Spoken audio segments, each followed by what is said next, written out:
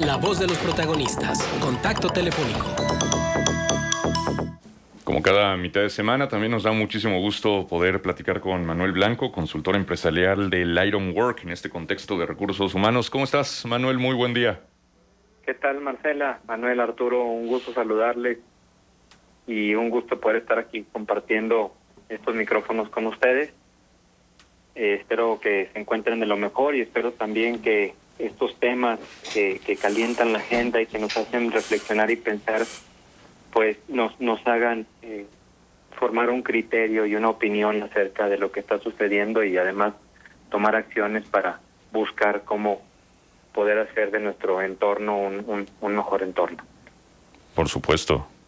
Y para sumarle un poco al tema y un poco a lo caliente que hoy está a la mesa, quiero platicarles acerca de algo que está preocupando y algo que está siendo un tema constante y sonante hoy en las agendas de los empresarios en la laguna, que es el tema sindical.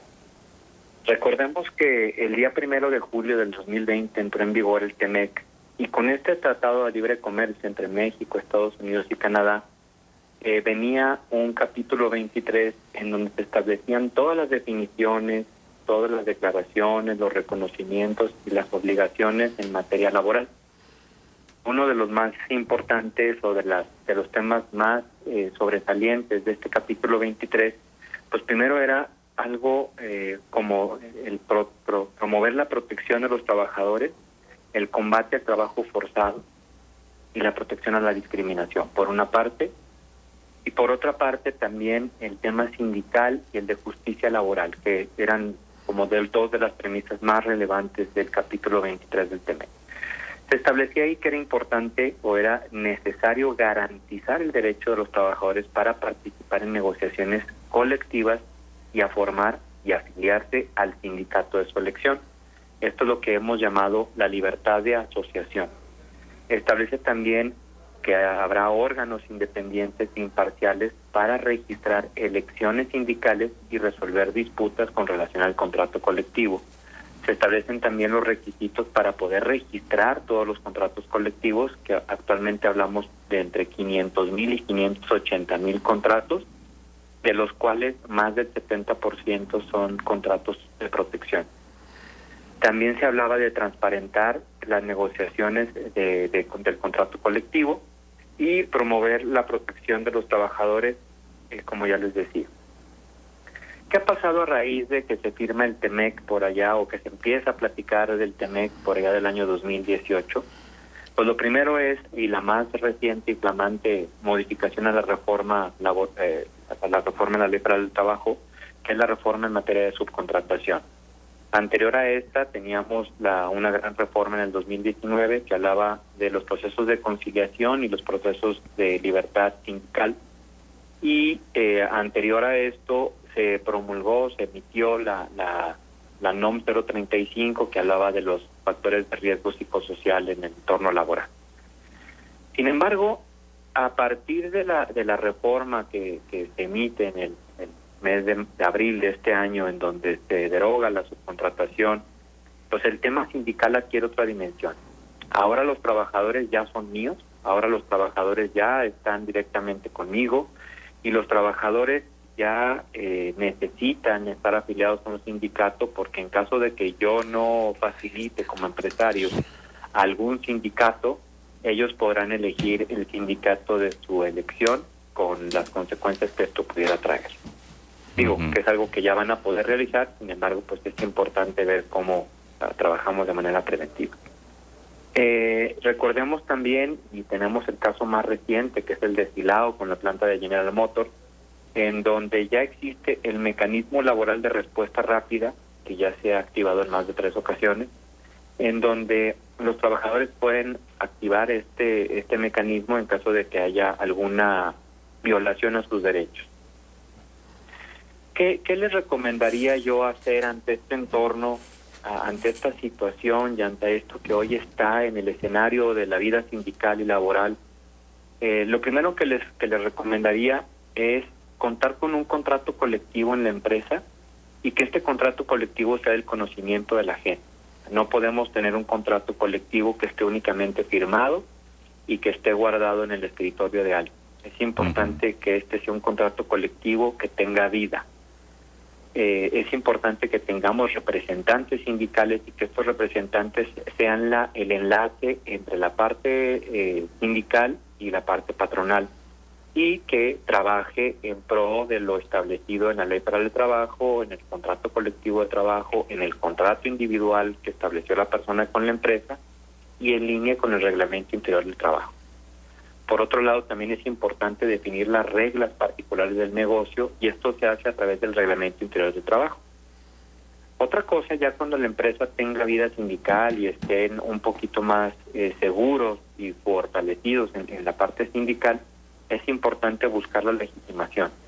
Y la legitimación, ahí viene en el título 7º de la Ley Federal del Trabajo, en el capítulo 3º, específicamente en el artículo 399, viene todo el procedimiento que se requiere ejecutar para poder hacer la legitimación del contrato colectivo, y entre ello pues es que el órgano de conciliación, que actualmente todavía en Coahuila tenemos juntas de conciliación, pero en el futuro los centros de conciliación federal tendrán que emitirnos las boletas para poder realizar la votación, que será personal y secreta.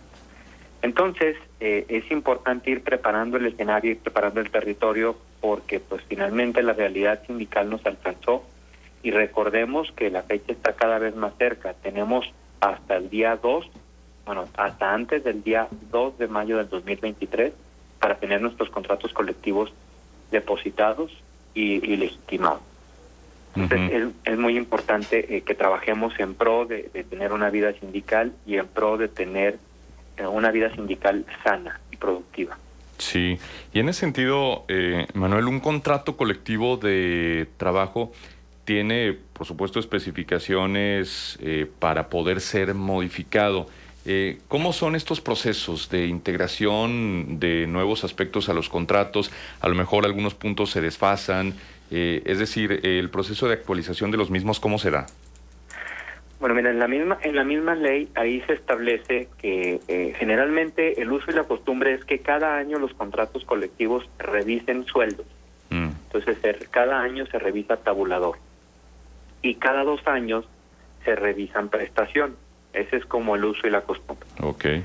Si tenemos un contrato colectivo de trabajo que además es por tiempo indeterminado, lo celebran la empresa y los trabajadores por tiempo indeterminado, también la ley establece que en el término de estos 2 años, con 60 días de anticipación, los trabajadores podrán solicitar la revisión del contrato, o podrán decir, este contrato ya no me representa y necesito elecciones para ir por un contrato que realmente me represente.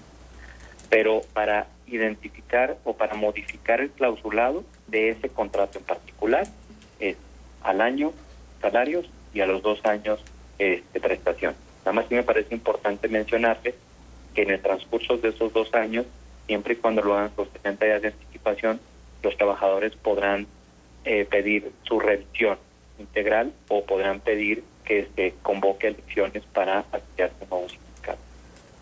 Ok, muy bien. Pues algún punto adicional que desees compartir, Manuel.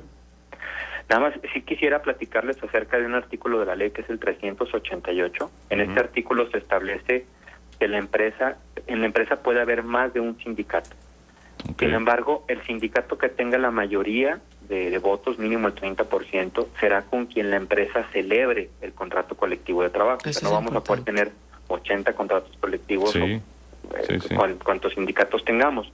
Pero hay un apartado también importante en ese artículo que habla de los sindicatos gremiales, por ejemplo, de los maestros o de las enfermeras, en donde si hay gremios, y hay más de un gremio en tu empresa, pues tú tendrás la obligación de celebrar un contrato colectivo por cada uno de los gremios de las personas que forman parte de tu empresa. Oye, Manuel, un minuto, porque ya no nos queda más tiempo, pero dime algo, ¿qué quiere decir? ¿A dónde va la CTM, por ejemplo, que era la aglutinadora de los sindicatos más importantes? ¿Te parece a ti que está perdiendo fuerza? Lo que realmente está sucediendo es que le están dando la libertad a las personas de poder afiliarse con un sindicato que realmente los represente. Porque lo que sucedía es que la empresa decidía con qué sindicato iban a estar los trabajadores y no realmente los trabajadores. Y como decías, pues la CTM era nuestro sindicato a lo mejor más fuerte, con el que teníamos más certeza o más seguridad y más control en la gestión, y por eso buscábamos afiliarnos con ellos. Ahora esa decisión ya no estará en nuestras manos, sino en las manos de los trabajadores. Ujú. ¿Y qué va a pasar con los sindicatos blancos? Los sindicatos blancos, lo que tendrá que suceder es que desaparecerán más. Ya no hay cláusulas de exclusión, Ya. es decir, ya no puedes solamente contratar gente de un sindicato, puedes contratar personal sindicalizado que no tenga un sindicato.